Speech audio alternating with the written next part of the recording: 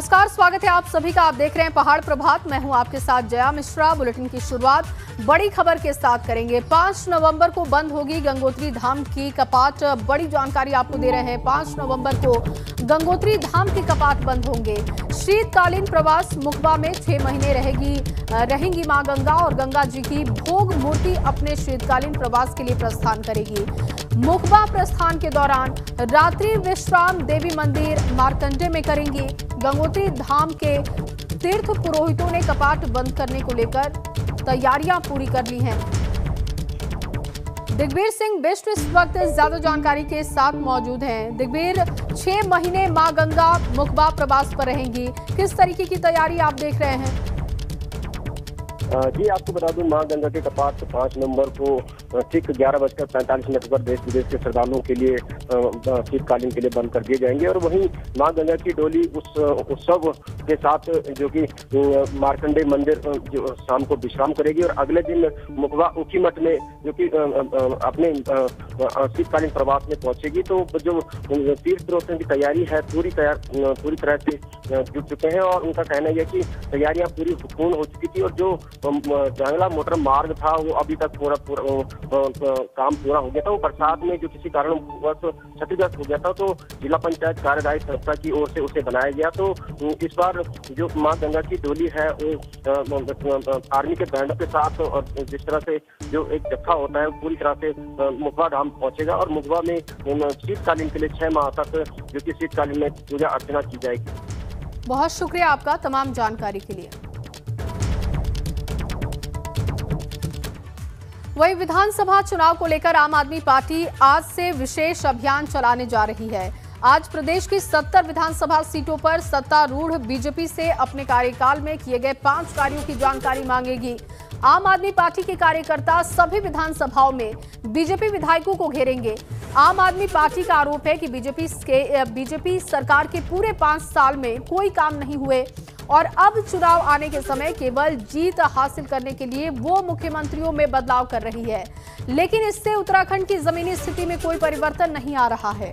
आम आदमी आज भी परेशानी से जूझ रहा है, लेकिन बीजेपी आम आदमी की परेशानियों को कम करने के लिए कोई कदम उठाने की बजाय केवल अपनी सरकार को सत्ता में वापस लाने के लिए तरह तरह के प्रयास कर रही है। और इसी खबर पर ज्यादा जानकारी के साथ मेरे सहयोगी रवि कैंतुरा मौजूद है। रवि, लगातार हम देख रहे हैं कि आम आदमी पार्टी की तरफ से कभी बेरोजगार युवाओं से सुझाव लिए जा रहे हैं, तो अब अभियान चलाकर विधायकों से कामकाज का हिसाब मांगा जा रहा है। किस तरीके की तैयारी आम आदमी पार्टी की इस अभियान को लेकर है? जया, देखिए, चुनाव करीब है, ऐसे में बीजेपी भी पूरी ताकत झोंक रही है तो कांग्रेस भी पूरी ताकत झोंक रही है, लेकिन अपनी राजनीतिक जमीन को मजबूत कर रही है आम आदमी पार्टी भी कोई कसर नहीं छोड़ रही है। तमाम मुद्दों पर इस वक्त जो मौजूदा सरकार है पूरी तरीके से घेरने की तैयारी है। अब 5 साल पूरे हो रहे हैं विधायकों के कार्यकाल को, ऐसे में आज एक तरीके का एक कार्यक्रम आम आदमी पार्टी ने रखा है जो पूरे प्रदेश की 70 विधानसभाओं में है। सभी विधायकों के आवास के बाहर आम आदमी पार्टी के कार्यकर्ता रहेंगे और वो तख्तियों पर लिखे रहेंगे कि आप 5 सालों में 5 बड़े काम बताइए, अपने 5 बड़े कामों का हिसाब दीजिए। इस तरीके का पूरा कार्यक्रम पूरे प्रदेश में रखा गया है। 70 की 70 विधानसभाओं में विधायकों के आवास के बाहर आम आदमी पार्टी के कार्यकर्ता होंगे। जहां एक और मुख्यमंत्री 555 का एक फॉर्मूला लेकर आगे चल रहे हैं। वो विधायकों से भी कह रहे हैं कि अपने 5 बड़े कामों को जनता के बीच ले जाएं। चुनाव करीब हैं, ऐसे में अपने 5 कामों को गिनाएं, जो भी आपके 5 बड़े काम हैं, और उसको लेकर जो है जनता को भी एक विश्वास आए कि हाँ, बीजेपी सरकार ने क्या काम किया है। लेकिन आम आदमी पार्टी भी इसी पर एक पूरी तरीके से जो सियासत है उसको खेलना चाहती है। वो कोशिश कर रही है कि किस तरीके से विधायकों को भी घेरा जा सके, क्योंकि कुछ समय पहले हमने ही दिखाया था कि कई विधायक ऐसे हैं जिन्होंने अपनी विधायक निधि को खर्च नहीं कर पाया, अपनी विधायक निधि खर्च करने में फिसड्डी रहे। लेकिन आज का अभी फिलहाल 1 दिन का तय कार्यक्रम है आम आदमी पार्टी का। तमाम विधायकों के आवासों के बाहर आम आदमी पार्टी के कार्यकर्ता जाएंगे और उनसे जवाब मांगेंगे कि उनके 5 साल अब पूरे होने वाले हैं, ऐसे में उनके 5 बड़े काम क्या हैं वो जनता को बताएं। बहुत शुक्रिया रवि आपका तमाम जानकारी के लिए। और आज रुड़की पहुंचेगी आपकी तिरंगा यात्रा। बड़ी जानकारी आपको इस वक्त दे रहे हैं। सीएम उम्मीदवार कर्नल रिटायर्ड अजय कोठियाल इसमें शामिल होंगे। कलियर विधानसभा में आयोजित की जाएगी तिरंगा यात्रा और यात्रा हज हाउस से शुरू होकर पीपल चौक होते हुए दरगाह साबिर पार्क पहुंचेगी और दरगाह साबिर पार्क में चादर पोशी के बाद यात्रा खत्म हो जाएगी। यात्रा में बेरोजगारी, बढ़ती महंगाई जैसे प्रमुख मुद्दों को उठाया जाएगा। तो यात्रा हज हाउस से शुरू होगी और इसके बाद दरगाह साबिर पाक पहुंचेगी और यहीं पर चादर पोशी के बाद ये यात्रा खत्म हो जाएगी। और इस बीच आपको एक और बड़ी जानकारी दे, सीएम धामी आज टिहरी जिले के दौरे पर रहेंगे। सुबह धामी 11:40 पर टिहरी पहुंचेंगे। सीएम धामी टिहरी के किलकिलेश्वर चौरास में मढ़ी चौरास पंपिंग योजना और 33 केवी विद्युत सब स्टेशन का लोकार्पण करेंगे। इसके साथ ही अन्य विभागीय योजनाओं का लोकार्पण और शिलान्यास भी सीएम करेंगे। और इसके बाद सीएम पौड़ी का दौरा भी करेंगे, जहां पर भाजयुमो की तरफ से आयोजित बाइक रैली के साथ विजय गार्डन कोटद्वार जाएंगे और इसके बाद सीएम सैनिक सम्मान समारोह में भी शामिल लेंगे। तो आज कई कार्यक्रम सीएम के हैं, जिसकी जानकारी हम आपको दे रहे हैं। और इसमें जो सबसे महत्वपूर्ण है वो चौरास पंपिंग योजना है।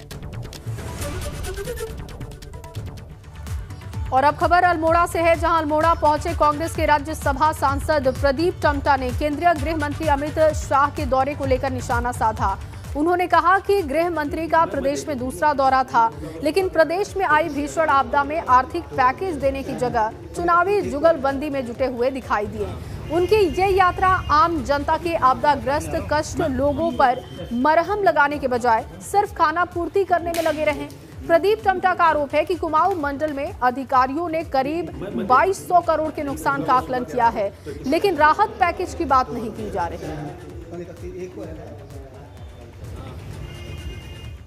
कुमाऊं कमिश्नर ने नैनीताल की 2200 करोड़ से ऊपर का आकलन किया है क्षति का, और पूरे राज्य में जो क्षति का अनुमान है ना उसके लिए अभी तक केंद्र ने किसी तरह का आकलन किया है, ना किसी तरह की राह दी है। हम समझते थे चुनावी काल में सिर्फ चुनाव नहीं है, मनुष्य और बड़ी चीज़ है। किसी भी तरह के इस संवेदनशील समय में उनका उत्तराखंड को कोई राहत न दिया जाना, आपदा के घावों पर मरहम न लगा, ये बहुत दुर्भाग्यपूर्ण है। और अब बात शाह की चाणक्य नीति की करेंगे, जिन्होंने यूपी में जीत का मंत्र देने के बाद शनिवार को अमित शाह देवभूमि उत्तराखंड में बीजेपी को चुनाव जीतने का मंत्र देते हुए दिखाई दिए। जहां शाह ने उत्तराखंड के विकास में बीजेपी के योगदान को याद दिलाया, वहीं हरीश रावत को दो हाथ करने की चुनौती भी दे दी। एक तरफ से शाह ने उत्तराखंड में सियासी उबाल लाकर 22 की जंग को तेज कर दिया है। ये रिपोर्ट देखिए। चैलेंज देकर जाता हूं रावत साहब को, यहां हो जाए देहरादून के चौराहे पर दो हाथ। उत्तराखंड में रावत को शाह की चाणक्य चुनौती। नमाज पर सियासत भारी, देवभूमि में जीत की दावेदारी। उत्तर प्रदेश में जीत का ब्लूप्रिंट तैयार करने के बाद गृह मंत्री अमित शाह ने अब उत्तराखंड में जीत का मंत्र दिया है। शुक्रवार को ही अमित शाह देहरादून पहुंच गए थे। यहां उन्होंने शनिवार को सबसे पहले घसियारी कल्याण योजना का शुभारंभ किया और फिर अपने पुराने अंदाज में कांग्रेस पर हमला बोला। चैलेंज देकर जाता हूं रावत साहब को कि रावत साहब, आप कांग्रेस में थे, उसका घोषणा पत्र था, आपकी सरकार में रहते मुख्यमंत्री के नाते सारी घोषणाओं थी, इसका सूची बना दो।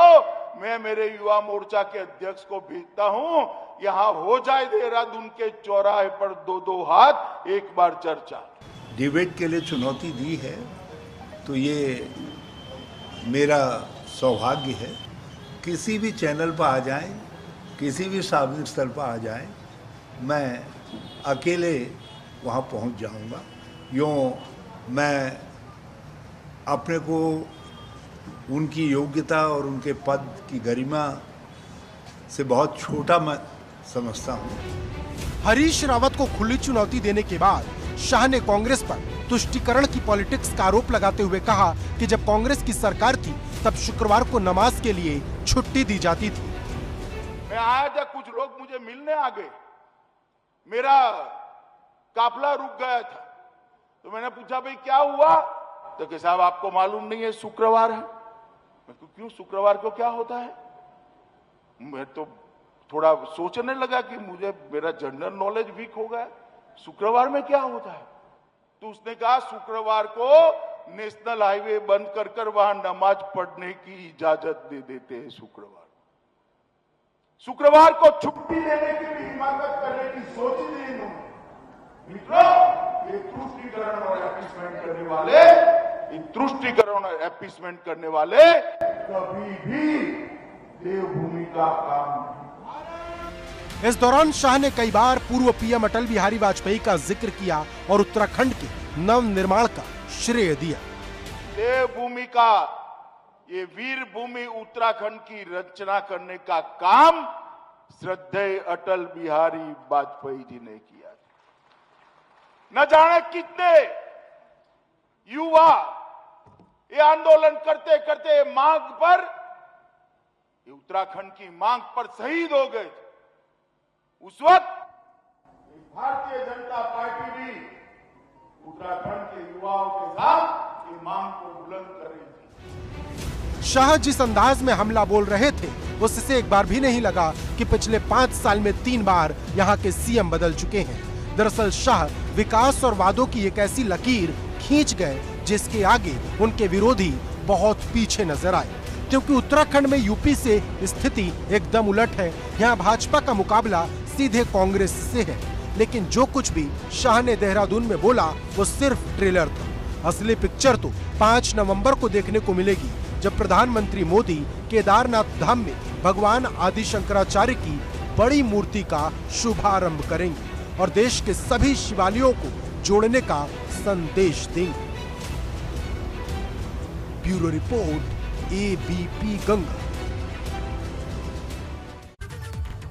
तो आपने पूरी रिपोर्ट देखी और आपने समझा होगा कि किस तरीके से चुनावों को लेकर बीजेपी खुद को तैयार कर रही है, लेकिन विपक्ष के पुराने कामों को भी याद दिलाया गया। नमाज को लेकर किस तरीके से सियासत हुई थी पिछली सरकारों में, इसका जिक्र भी अमित शाह ने किया। उत्तराखंड विधानसभा चुनाव को लेकर आखिर कैसी सियासी बयार बह रही है, लोग क्या सोच रहे हैं, लोग किन बातों पर चर्चा कर रहे हैं, उनके मुद्दे क्या हैं, ये समझने के लिए, ये जानने के लिए बहुत जरूरी है कि आखिर क्या चल रहा है।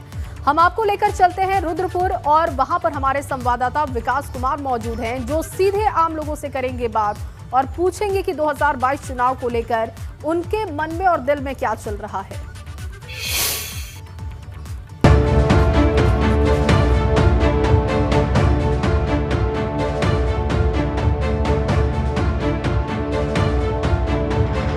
उत्तराखंड में 2022 में चुनाव होना है, इसको लेकर के चुनावी सरगर्मियां हैं वो अभी से तेज हो गई हैं। मौसम भले ही ठंडा हो, लेकिन जो चुनावी सरगर्मियां हैं वो गर्म हो गई हैं। और ये जानने के लिए आज हम एक चाय की दुकान पे पहुंचे हैं। आप देख सकते हैं यहाँ काफ़ी लोग ऐसे हैं जो चाय पीने के लिए पहुंचे हैं। रुद्रपुर में ट्रांजिट कैंप में मशहूर चाय की ये दुकान है। आप देख सकते हैं यहाँ काफ़ी लोग चाय पीने के लिए पहुँचे हैं और पहुँचते हैं पूरा दिन। तो यहाँ हम जानने के लिए पहुँचेंगे और यहाँ ये बात जानेंगे कि आखिर क्या चल रहा है। आपसे जानना चाहेंगे भाई साहब, आखिर क्या चल रहा है? कांग्रेस पार्टी आनी चाहिए।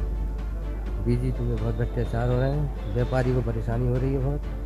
गैस सिलेंडर के दाम बढ़े हैं, पेट्रोल के दाम बढ़े हुए हैं, बेरोजगारी ज़्यादा है। आपसे जानना चाहेंगे, चाय पीने पहुँचे हैं तो क्या चल रहा है राजनीति में? राजनीति में भाई साहब आएगी दोबारा भाजपा की सरकार और इतना विकास हुआ है।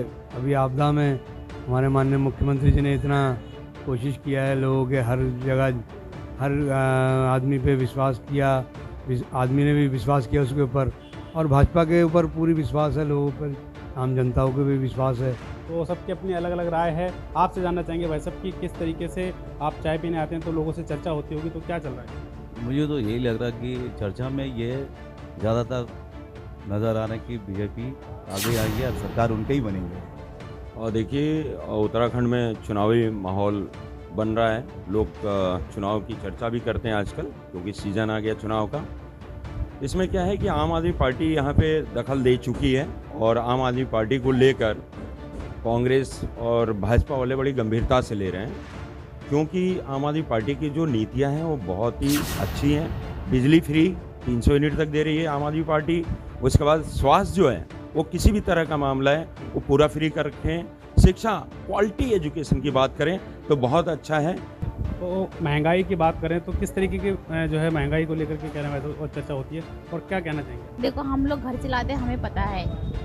जैसे गैस सिलेंडर कितना बढ़ चुका है। देखो और जो तेल, सरसों का तेल इतना बढ़ चुका है, और जो भी राशन वाशन खरीदने जाओ, पहले जितना लोग कमाते थे उससे गुजारा चल जाता था। आज जो कमा रहे लोग उससे गुजारा हमारा होता नहीं। परिवर्तन बहुत ज़रूरी है।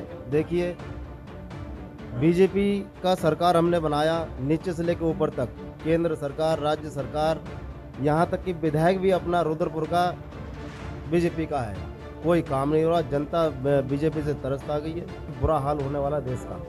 तो लोग जो है महंगाई से परेशान हैं, ऐसा कहना था। कुछ हमारे साथ लोग और मौजूद हैं। आपसे जानना चाहेंगे कि चाय पीने आप आए हैं, लोगों से बातचीत होती होगी, किस तरीके की जो है चर्चाएं होती हैं? जी, मेरा ये कहना है कि कहीं ना कहीं मुद्दा, ये बेरोजगारी का मुद्दा, महंगाई का मुद्दा अपने आप में बहुत बड़ा मुद्दा है, और जो भी सरकार है, कांग्रेस की सरकार या बीजेपी की सरकार, इसको इस पे ध्यान देना पड़ेगा। महंगाई बहुत बड़ा मुद्दा है। सबसे ज़्यादा जो है निकल के आया जो वो महंगाई का ही मुद्दा था। तो हमारे साथ में और हैं कुछ लोग, कोल्ड ड्रिंक पीने आए हैं यहाँ पे। चाय और ठंडा दोनों चल रहा है यहाँ पे। किस माहौल लेकिन गर्म है चुनावी, क्या कहना चाहेंगे? चुनावी माहौल तो बहुत गर्म है, इसलिए हम ठंडा पीने के लिए यहाँ पे आए हुए हैं। बाकी इस समय रुद्रपुर में कहिए, पूरे उत्तराखंड में कहिए, विकास का दर एकदम घटा हुआ है, और सब जनता जो धरातल स्तर से जुड़े हुए हैं सब ग्रसित है, सब परेशान है कि ये 5 सालों में बीजेपी ने कुछ नहीं किया। इस बार सब लोग परिवर्तन चाहते हैं। तो परिवर्तन चाहते हैं, इनका भी कहना था। आपसे जानना चाहेंगे क्या? हाँ, परिवर्तन तो चाहिए। जो मुख्यमंत्री 5 साल में दिए, 3 मुख्यमंत्री, उसमें तो जो पहले थे वो कुछ काम का नहीं थे, दूसरे भी वो कुछ दिन बाद चले गए। अभी एक आया है, थोड़ा बहुत एक्टिव है, तो आगे देखते हैं कांग्रेस की आए तो क्या होता है। कांग्रेस के मुख्यमंत्री जो है अब देखना चाहते हैं। 3 मुख्यमंत्री बीजेपी के देख लिए लोगों ने। आप क्या कहना चाहेंगे भाई साहब? भाई साहब, मैं ये कहना चाह रहा हूँ, धामी की सरकार अच्छी काम कर रही है, और केंद्र में मोदी की भी सरकार अच्छी काम कर रही है। परिवर्तन तो ज़रूरी है, परिवर्तन बहुत ज़रूरी है। क्या कारण क्या है आखिर परिवर्तन का? परिवर्तन का कारण ये है क्योंकि महंगाई है, हर चीज़ में परेशानियाँ ही आ रही हैं बहुत ज़्यादा।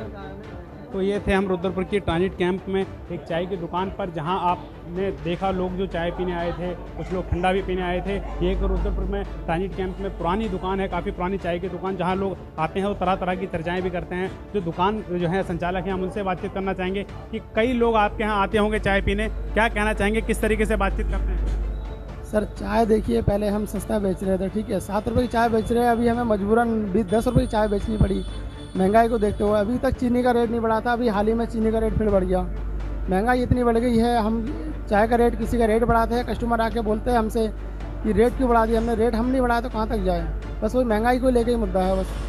तो रुद्रपुर की अगर हम बात करें तो जो जनता है वो महंगाई पे फोकस कर रही है कि महंगाई काफ़ी हुई है, और दुकानदार ने जो है उन्होंने ही बताया कि महंगाई से काफ़ी दिक्कत हो रही है और जो चीज़ें हैं वो बढ़ा दी गई हैं। तो आने वाले समय में विधानसभा जो चुनाव होने वाले हैं उनमें देखना ये होगा कि किस तरीके से सरकार जो है परिवर्तन होती है, या फिर दोबारा से बीजेपी सरकार सत्ता में वापसी करेगी।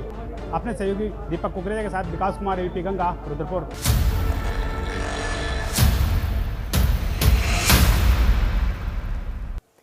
तो आगामी चुनाव को लेकर लोग क्या सोच रहे हैं, चुनावी चर्चा क्या है चाय की चुस्की के साथ, ये आपने देखा।